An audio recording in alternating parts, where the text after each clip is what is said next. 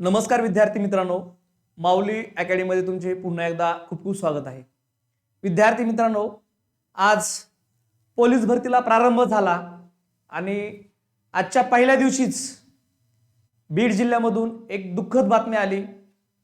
आपला पोलीस भरती करणारा एक बांधव दीपक वावळ, मूळ तो परळ येथील आहे, त्याचा आज पोलीस भरतीमध्ये दुःखद निधन झालं। त्याला मी सर्वप्रथम आपल्या माऊली अकॅडमी करून भावपूर्ण श्रद्धांजली व्यक्त करतो। विद्यार्थी मित्रांनो, आपण पाहू शकता बातमी, बीड मध्ये पोलीस भरती दरम्यान उमेदवाराचा मृत्यू। अतिशय दुःखद बातमी आहे। आपण सर्वजण एका जीवाच्या अंकाताने पळतो, कारण आपल्या मनामध्ये एक ठासून भरलेलं, आपल्या हृदयावर कोरलेलं स्वप्न आहे, ते म्हणजे पोलीस भरती होण्याचं। आपल्या माईची इच्छा पूर्ण व्हावी, आपल्या बापाची इच्छा पूर्ण व्हावी आणि आपण पाहिलं स्वप्न पूर्ण व्हावं म्हणून आपण जीवाची काळजी न करता पोलीस भरतीमध्ये उतरतो आणि पूर्ण ताकद लावून पळतो। परंतु विद्यार्थी मित्रांनो, माझी तुम्हाला एक सूचना आहे, जीवापेक्षा जगामध्ये कुठलीच गोष्ट मोठी नाही। आज ह्या वर्षी जरी पोलीस नाही झाला तरी पुढच्या वर्षी आपण ते स्वप्न पूर्ण होऊ शकतो। परंतु माझी सर्वांना एक विनंती आहे की पूर्ण मेहनतीशिवाय भरतीमध्ये उतरू नका। कदाचित दीपकनं पूर्ण मेहनती केलेली असेल विद्यार्थी मित्रांनो, पण ज्यावेळेस त्याला मैदानावर सोडलं गेलं त्यावेळेस त्यानं कदाचित जेवण केलं, नाश्ता केलेला नसेल, काही खाल्लेलं नसेल। ह्या गोष्टी फार गरजेच्या आहेत। किंवा 1600 मीटर पळताना किंवा 100 मीटर पळताना किंवा गोळा फेकताना वॉर्मअप केल्याशिवाय पोरांनो ही कुठलीच गोष्ट करू नका, कारण ही गोष्ट आपल्या जीवावर बेतू शकते। आपण उदाहरण पाहिले आहे,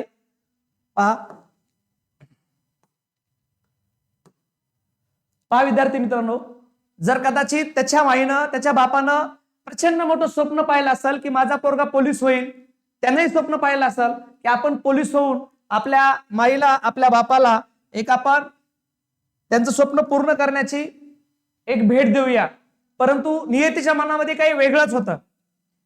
म्हणून माझी सर्व पोलीस भरती करणाऱ्या विद्यार्थ्यांना विनंती आहे, वेळेच्या आधी पोहोचा, सोबत काहीतरी खायला नाश्ता असू द्या, नारळ पाणी घेऊन जा, कदाचित नारळ पाणी नसेल इलेक्ट्रॉन घेऊन जा, कारण तुम्हाला कुठलाच एसपी इलेक्ट्रॉन घेण्यापासून रोखणार नाही।